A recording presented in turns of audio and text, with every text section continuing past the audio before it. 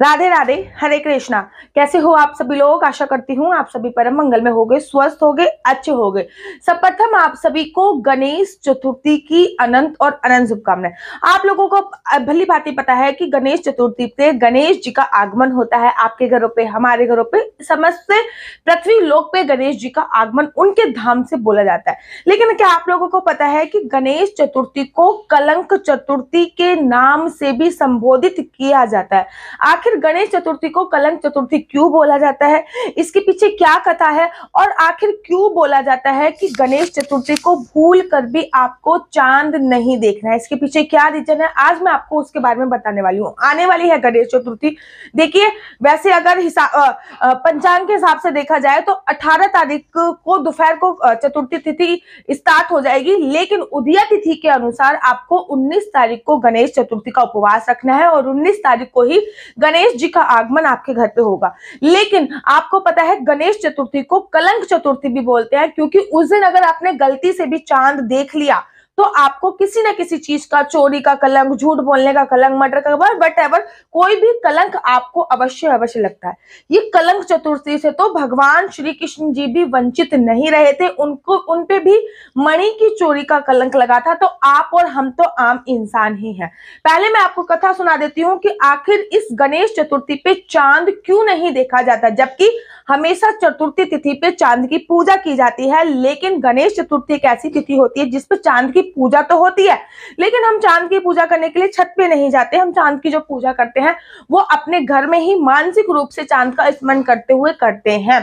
गणेश चतुर्थी पे चांद को देखने की मनाही इसलिए होती है, उसके पीछे दो कथाएं। एक मैं शिव महापुराण के अनुसार आप लोगों को सुना रही हूँ और दूसरी मैं गणेश पुराण के अनुसार आप लोगों को सुना रही हूँ। शिव महापुराण के अनुसार जब पार्वती मैया ने गणेश जी का प्रादुर्भाव किया था, अर्थात उनको उत्पन्न किया था, तब सभी देवी देवता उनके दर्शन के लिए आए थे। जब सभी देवी देवता उनके दर्शन के लिए आए तो शनिदेव जैसे आए वैसे वो पीछे मुंह करके खड़े हो गए। पार्वती मैया ने कहा, शनिदेव सब मेरे पुत्र का स्वागत कर रहे हैं, उनके दर्शन कर रहे हैं और खुश हो रहे हैं, और आप पीछे मुख करके खड़े हुए हो। आप दर्शन करने के लिए आए हो तो दर्शन करो ना, पीछे मुख करने का क्या मतलब है? तब शनिदेव ने कहा कि मेरी धर्म पत्नी ने मुझे ये श्राप दिया है कि जिसकी तरफ भी मेरी सीधी दृष्टि पड़ जाएगी उसको शनि की साढ़े साती प्रारंभ हो जाएगी और उसका मुख काला पड़ जाएगा। माता पार्वती ने कहा, ये तो पृथ्वी लोक के लोगों के लिए होगा, मेरा गणेश तो प्रथम पूजनीय है और मेरा जो गणेश है वो तो देवताओं का पुत्र है। ये मेरे गणेश पे ये रूल्स रेगुलेशन फॉलो नहीं होते। शनि महाराज ने बहुत अनुरोध किया, लेकिन माता पार्वती नहीं मानी। माता पार्वती ने ये भी बोला, अच्छा तुम मुझे ये बताओ आखिर शनिदेव, तुम्हारी धर्म पत्नी ने तुम्हें ऐसा श्राप क्यों दिया?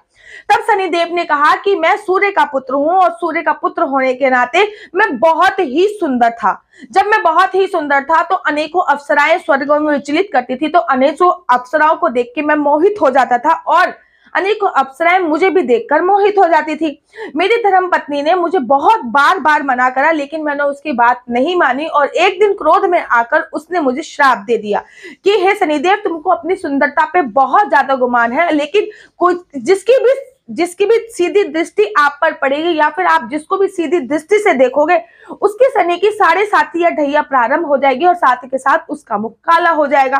माता पार्वती ने कहा, हाँ ये बात तो सही है, होगा, आपको श्राप दिया होगा, लेकिन मेरा पुत्र जो है वो देवों के भी देवों का पुत्र है, तो मेरे पुत्र पर ये नियम लागू नहीं होता, आप मेरे पुत्र का दर्शन कर सकते हो। और जैसे ही शनिदेव ने गणेश भगवान के दर्शन करे, वैसे ही गणेश भगवान का जो मुख होता है वो काला पड़ जाता है। सभी देवी देवता दर्शन करने के बाद अपने अपने धाम चले जाते हैं। माता पार्वती गणेश भगवान को कहती है कि मैं नहाने स्नान करने के लिए जा रही हूँ, तुम बाहर मेरी रक्षा करना, कोई भी स्नान के लिए ना आए। माता पार्वती जब अंदर जाती हैं तो माता पार्वती भगवान शिव से प्रार्थना करती हैं, हे बोले बाबा, मेरा पुत्र जो कि इतना मंगल मुख था उसका मुख अचानक से काला पड़ गया है, अब कोई भी उसको देखेगा तो फिर उसका उपहास उड़ाएगा, आप कुछ ऐसी लीला करो कि मेरे पुत्र जो है उसको सब पूजनीय माने लगे।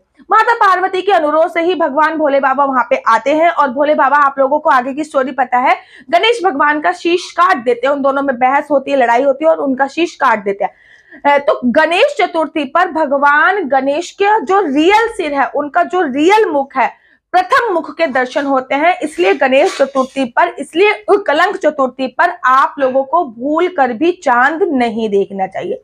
साथ ही के साथ एक दूसरी कथा, जो कि ये कथा जो मैं आपको बता रही हूं, ये कथा शिव महापुराण के अनुसार है। अब मैं आपको गणेश पुराण के अनुसार जो कथा प्रचलित है वो बताती हूँ। गणेश पुराण में आया है कि एक बार गणेश जी अपने चूहे पे सवारी कर रहे थे। चूहे पे जब सवारी कर रहे थे तो चूहे ने एक बार सांप को देखा और चूहा सांप से डर के उछल गया। जैसे ही वो चूहा उछला वैसे गणेश जी गिर गए।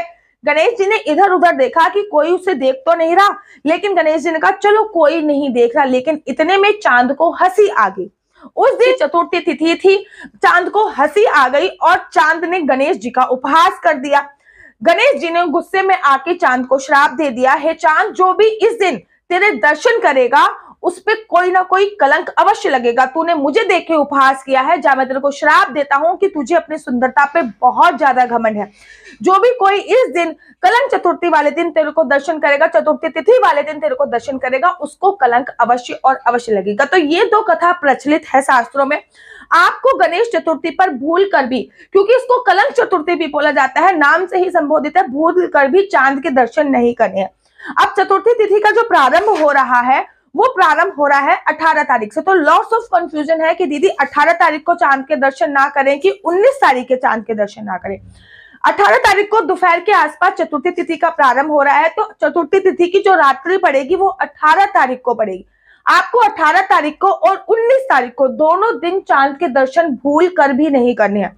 मैंने ऐसी ही वीडियो पिछली साल भी बनाई थी और पिछले साल भी आपको आग्रह किया था कि चतुर्थी तिथि वाले दिन आपको भूल कर भी चांद के दर्शन नहीं करने, because you are my family और मेरा कर्तव्य है कि मैं आपको सही गाइडेंस दे सकूं। लेकिन भूल से बहुत सारे लोग जो होते हैं वो कलंक चतुर्थी वाले दिन चांद के दर्शन कर लेते हैं। तो उसका निवारण क्या है?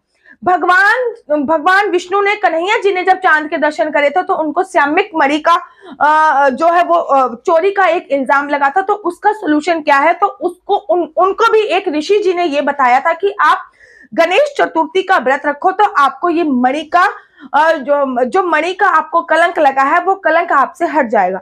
अगर आपने भी गलती से चांद के दर्शन इस दिन कर लिए हैं तो आपको श्रीमद् भागवत महापुराण में स्थित भगवान कृष्ण जी की कथा श्रवण करनी चाहिए, जिसमें साफ साफ बताया गया है कि श्यामिक मणि कैसे सत्यजीत के पास थी, सत्यजीत से कैसे उनके भाई प्रसेन के पास गई और प्रसेन के पास जब वो मणि गई तो उनको कैसे शेर ने खा लिया। तो वो पूरी अगर मैं डिटेल में बताऊंगी तो आपको ये वाली कथा श्रवण करनी है। साथ ही के साथ आपको गणेश चतुर्थी का व्रत भी रखना है। गणेश चतुर्थी के साथ साथ हर चतुर्थी जैसे कि शंकर चतुर्थी उसका भी व्रत रखना है, तो आप इस कलंक से छुटकारा पा सकते हैं।